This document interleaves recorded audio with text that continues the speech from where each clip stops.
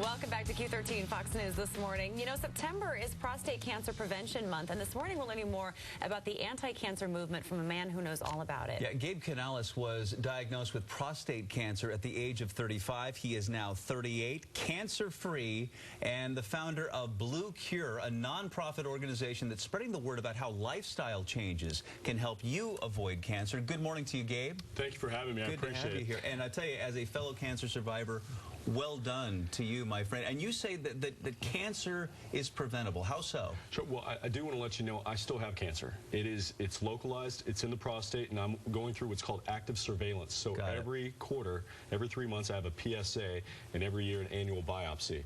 But I do appreciate that. So right now, I'm an example that prostate cancer is not just an old man's cancer. But the message that I really want to get out there, that needs to get out there, is that prostate cancer prevention begins when men are boys. Because prostate cancer is often perceived as an old man's cancer, and the American Cancer Society, as well as other organizations, encourage men to get tested in annual screenings at the age of 55. Well, I was 35. And it was caught through an inadvertent test.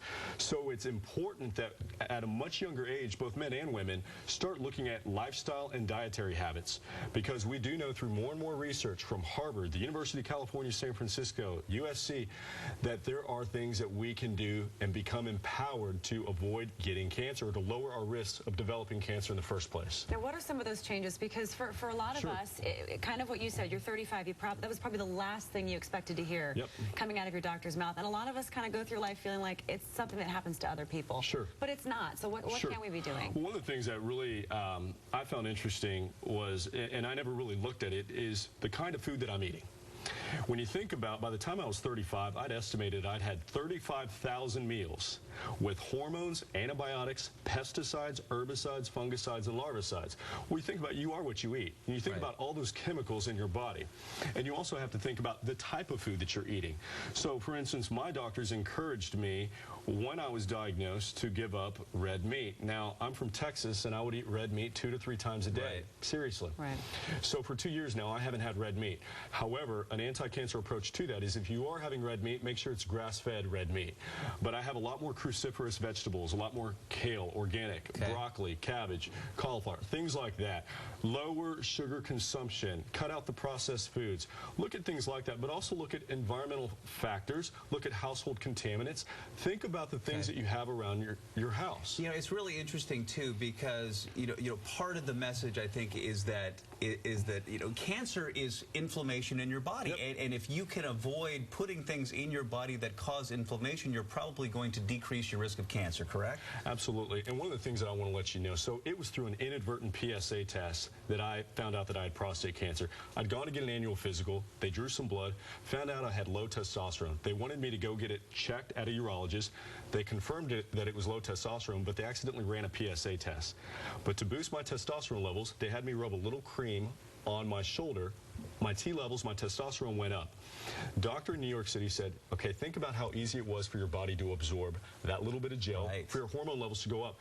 Now think about, day after day, year after year, the antiperspirant. Think about the things you rub on your body. Think about the bug spray. You've got to think about all those things. I have to be honest, I don't know if anybody, listening to you, I'm simultaneously feeling empowered, and I'm also panicking, because now I'm thinking about all the things that I do in my, everything you just listed. I'm like, I eat red meat, and I wear antiperspirant. So what are some things that, because it does sound like that this really is something that we should all be doing. How can we start small and expand out from there? Go organic. Start thinking about eating foods that are organic and natural. Start being more conscious of the types of things that you put on your body. If you have the ability, buy natural deodorant.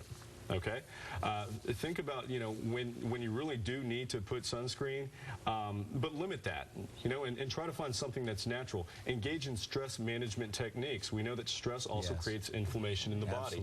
So those are the types of things. I mean, if you want more information on that, I encourage your viewers to go to bluecure.com, bluecure.org. And I also encourage them to look out for a movie called A Matter of Life, which will be coming out in 2013. It's a very important documentary on the anti-cancer movement, and we'll be able to educate people on the things they can do to become even more empowered.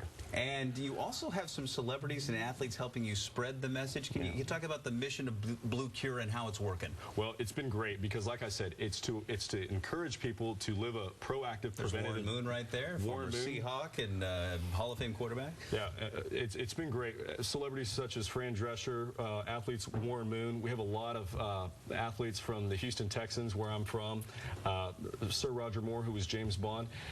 It's been great because people understand the power behind the movement. So it's blue, the blue side of the women's pink movement.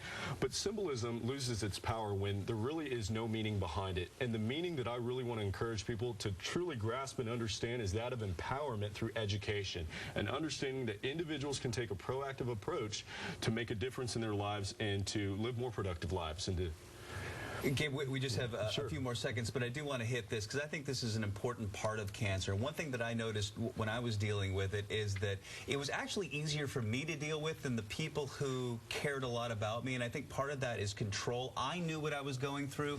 They really couldn't have any control over that. Yeah. You know, they just had to take what it was. Can you talk about what you would say to somebody who's dealing with a loved one who has cancer right now and they feel a little bit helpless in the process? You know, I'm a patient advocate, and I think it's so important for people to be able to, both caregivers and people that are going through this journey, to be able to express themselves, to be able to just be open. I'm also a big believer in therapy. You know, whatever it is that you're going through, I think it's important to talk to someone about it. But if that's uncomfortable for you, I encourage people to go to an online forum. You know, for instance, we have a Facebook page, facebook.com/beat prostate cancer, which we have people from all over the world that share what they're experiencing, both caregivers and patients, and it really does help them. It helps them. It's a catharsis. Gabe, you are an inspiration. Well, thank you so much for coming up. Gabe Canales, and to learn more about Gabe and what he is doing with Blue Cure, you can head to his website. That is bluecure.org. Thank you, sir. I appreciate it. Thank you. It is 7